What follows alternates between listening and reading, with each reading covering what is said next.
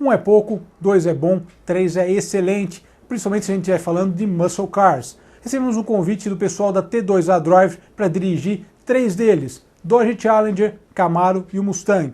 E aí, qual seria a sua escolha?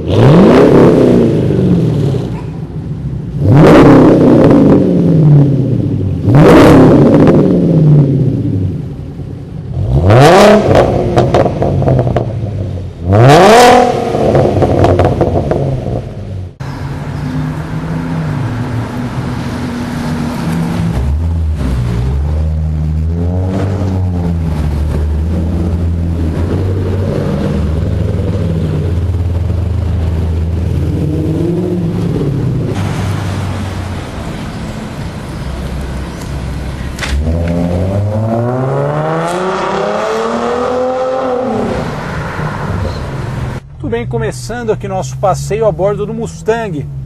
Mustang é um grande clássico norte-americano, completou aí recentemente 50 anos de história. Esse é um ano especial. E o Mustang, para mim, para a garagem, ele é especial porque foi a primeira matéria que eu escrevi sobre carros, foi sobre o Mustang. Curiosamente, em 2004, 40 anos de um mito, contando a história aí do Mustang e de toda a sua trajetória aí de sucesso, né? Desde que ele foi lançado em 64, em pouco tempo ele vendeu 500 mil de unidades. Isso realmente é algo sensacional para um automóvel. E como eu já repeti antes, diz a lenda que não existe um Mustang igual ao outro, né? Isso é uma coisa bem interessante.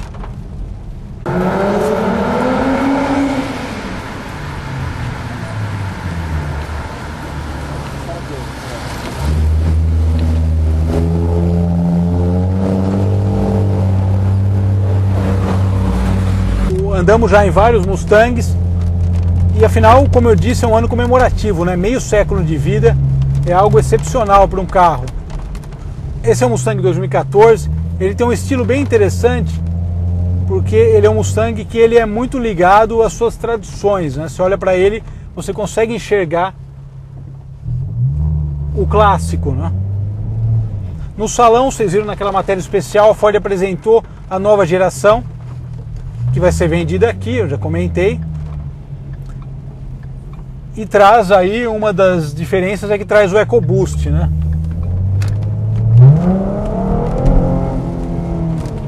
Esse carro tem um escape esportivo, deu para ouvir um pouquinho. Mas temos colegas que já andaram aí no EcoBoost, né? E realmente Mustang 4 cilindros é um pouco complicado, né? O V6 já os puristas torcem o nariz, né? Quanto mais o 4 cilindros. Esse é o exemplar de 2014, ele tem algumas características interessantes. Detalhe aí para o jogo de rodas, o desenho Fastback é um desenho que realmente agrada nos Mustangs, é bem clássico. O Fastback foi lançado em 66. O interior do carro, dos três muscles modernos, o que eu mais gosto é o Mustang, porque ele é um carro que ele tem uma ligação muito forte com o passado, né? Os mostradores aqui, eles são mais fundos, né? Você olha, eles têm uma nomenclatura que te lembra logo de cara os clássicos.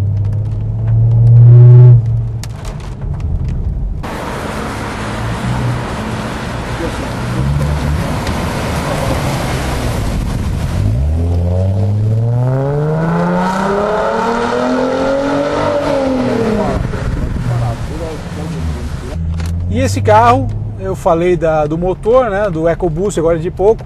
Esse aqui traz um motor V6, é um V6 de 3,7 litros, um V6 pequeno, mas que tem 305 cavalos, né? Com escape aí deve estar com um pouquinho mais. Então assim, ele é um V6, como dizem os argentinos e os espanhóis de maneira geral, de altas prestações, né? Então ele é um V6 que rende muito. E a Ford disponibilizava para esse carro também, ano passado, um pacote GT de performance. Tinha diferenças em jogo de rodas e também em potência do motor, né? O 0 a 100 dava uma diferença e na velocidade máxima também. Então basicamente o ronco dele é gostoso de ouvir, esse ronco do V6. Como eu disse, né? Não é o V8, aquela coisa clássica de V8. Se dá uma aceleradinha um pouco maior, o controle de tração já corrige. E esse V6 ele tinha várias configurações. Esse aqui tem uma configuração mais básica, né? Você está vendo que tem os bancos de tecido, não tem borboletas no volante. Aliás, eu particularmente acho que carro americano não combina com borboleta. Ou você tem o manual, que é o meu preferido, câmbio mecânico, né? Ou então o automático, você deixa ele trabalhando aí e faz a coisa como a moda antiga o pessoal fazia. E o apelo visual do Mustang é muito grande, né? Você olha para ele, isso aqui é legal, você identifica. O Mustang teve modelos, teve versões, melhor dizendo, fantásticas, né? Ao longo de sua história, né? Nós tivemos aí Shelby GT350, Shelby GT500, os Boss, né, 302, 351, realmente carros extremamente marcantes para quem gosta de carro como a gente. Aqui é curioso, o quarto pedal dele também, ele não é revestido, né, você coloca direto ali o pé no assoalho, mas é uma característica do V6 nessa configuração. É o meu sonho de consumo em termos de Mustang, Boss 429 1970. Se alguém um dia quiser me dar um presente caro, essa é a escolha. E esse carro é fantástico, o Boss de 1970, foi o ano que o Mustang teve uma aparência própria, né? E é bem interessante. E agora vamos mudar de carro, vamos dar uma volta. Agora sim, são dois V8, prepara aí.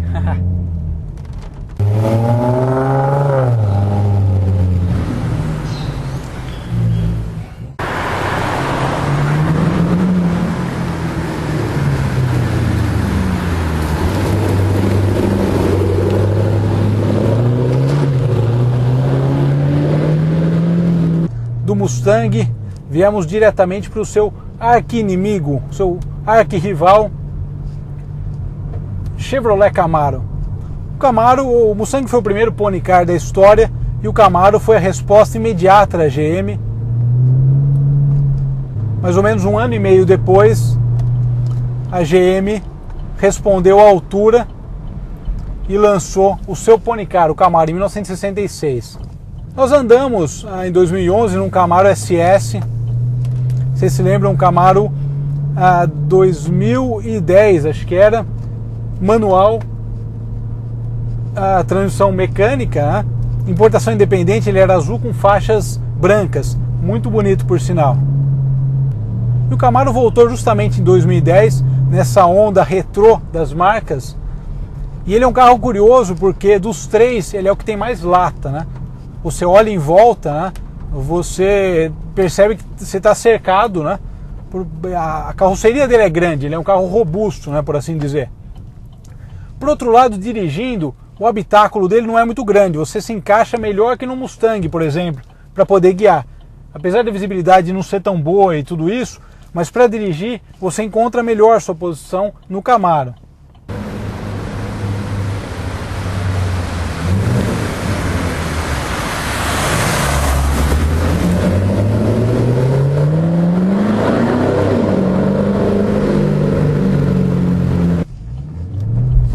Vocês percebem que sai de traseira fácil, né, como o Mustang, apesar de ele ser um Mustang V6, mas a gente notou essa característica.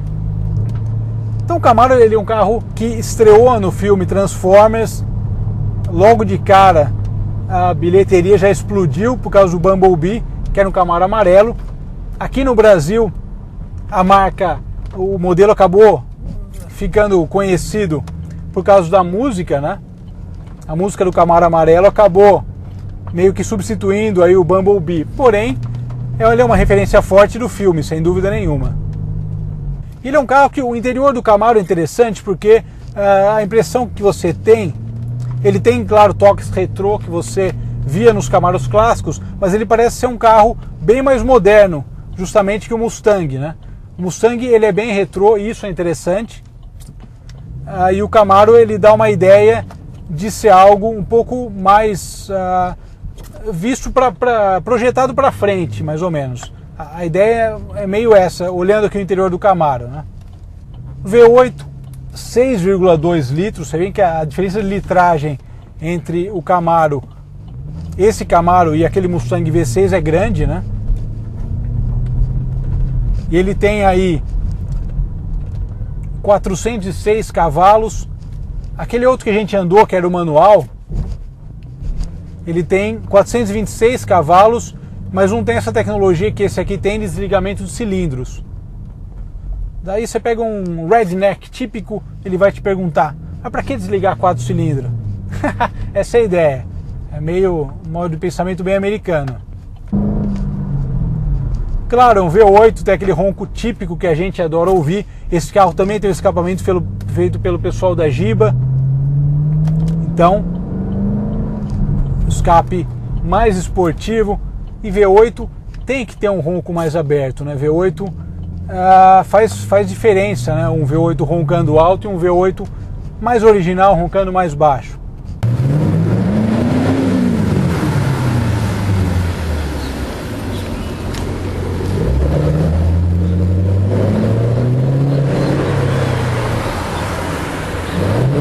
E o Camaro ele tem umas coisas interessantes, por exemplo, ele tem aquele head-up display, como no Corvette, aliás. Então fica aparecendo aqui a velocidade que você está, ela é projetada aqui no vidro dianteiro, né, no para-brisa. Em termos de suspensão, também ele tem uma suspensão interessante, suspensão independente. É um conjunto legal, né, para um carro norte-americano, que antigamente tinha aquela ideia, o carro norte-americano só anda na reta, né, não faz curva.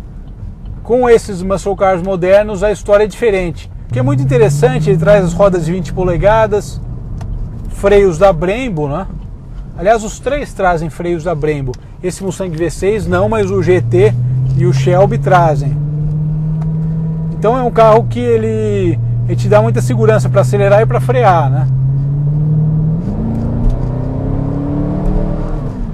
Esse aqui tem borboletas, mas como eu falei, para mim carro norte-americano ou é manual, como aqueles que a gente andou antes, ou é automático. Direto aqui, deixa o câmbio fazer o seu trabalho e perfeito.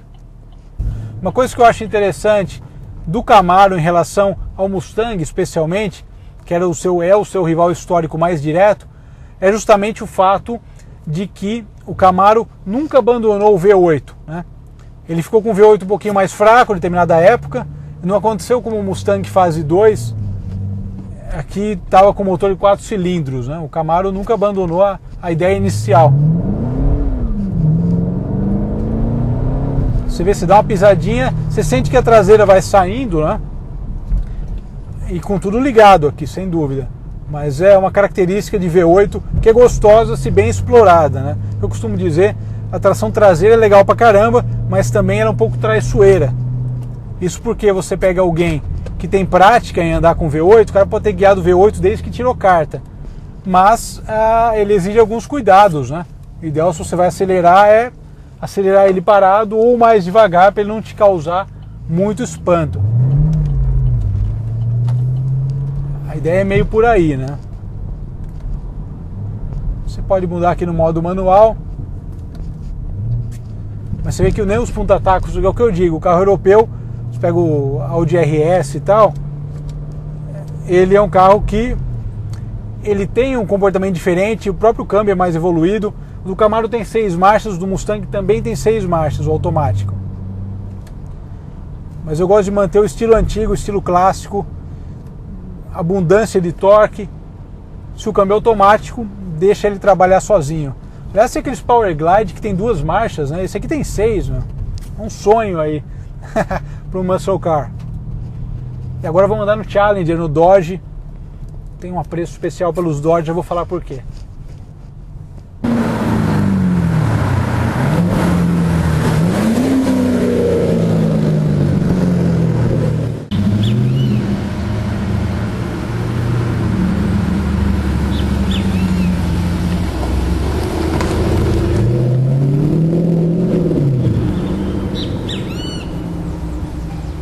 Agora vocês vão perguntar porque eu deixei o Dodge por último.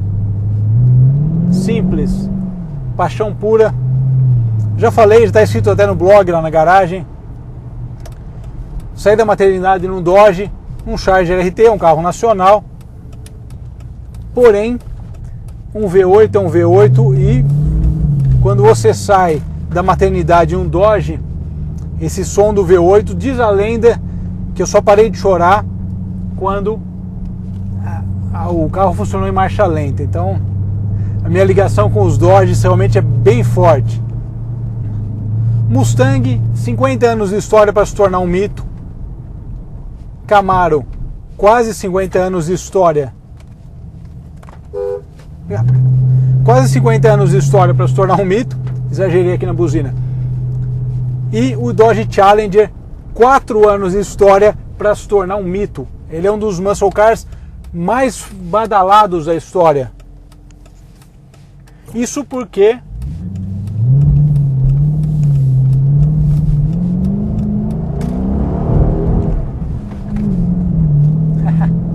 uma saidinha de traseira só para relaxar, aproveitando aqui a chuva. Mas então, voltando ao assunto sério, o Challenger, ele ficou 4 anos no mercado.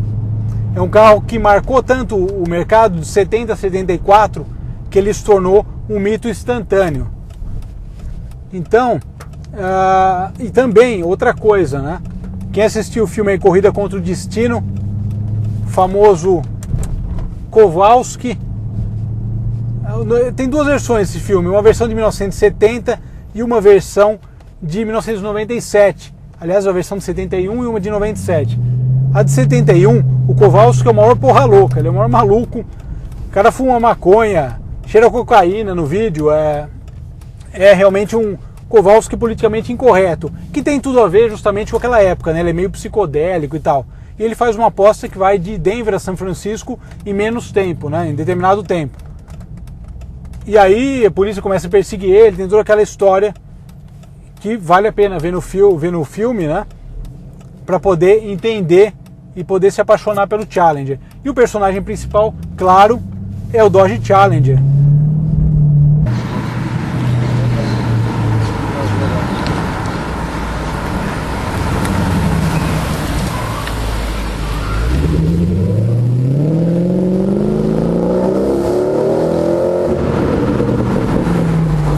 Em 2008, a Dodge resolveu relançar o Challenger. Tinha um público consumidor afoito aí por novidades, tinha um projeto legal em mãos e falou, putz, vamos fazer isso que vai ser sucesso. E foi, né? Esse carro é um representante da primeira geração, tanto que ele tem plaqueta no painel, né?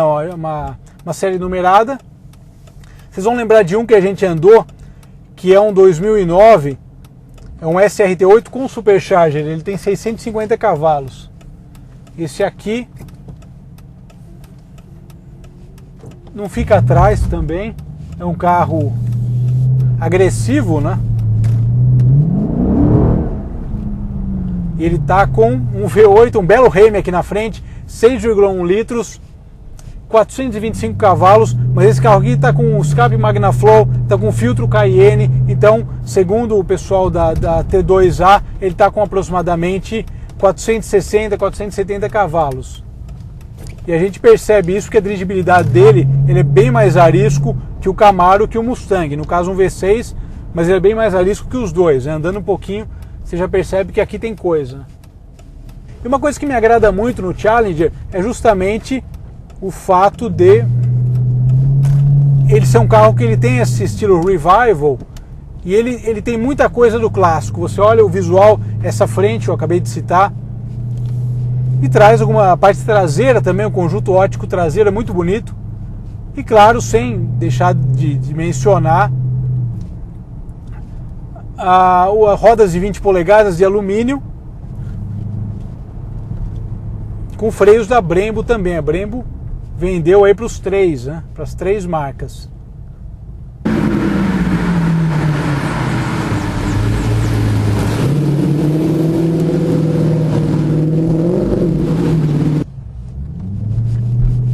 E o interior desse carro é interessante. Eu gosto muito do Challenger, mas o interior do Challenger ele fica devendo um pouco no quesito nostalgia, né? Ele é um carro legal, como eu falei, dirigibilidade, potência e tal, mas o interior dele não é algo que você fala, putz, meu, tô andando num carro de 40 anos, 50 anos. No caso do Challenger, 40 e pouco, né? No quesito ergonomia, eu gosto bastante do Camaro, achei legal. O Challenger é meio parecido com ele, porque o teto é baixo. Você tem essa sensação, né, que você está um pouco apertado, né, mas uma sensação esportiva, uma sensação legal também.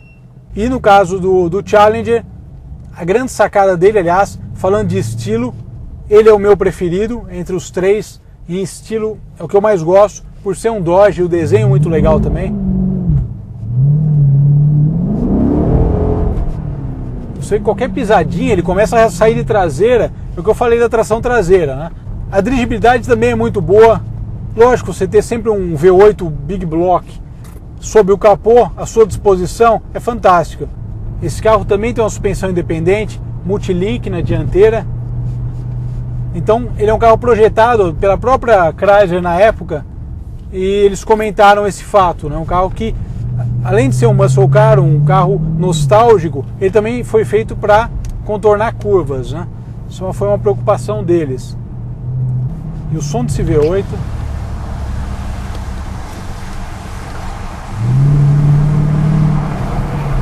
sensacional. E como dizia já a máxima repetida durante décadas pelos fãs da performance, Mopar or no car. Mas é isso aí, a gente se vê na próxima, se divertindo em alguma coisa legal. Tchau, tchau.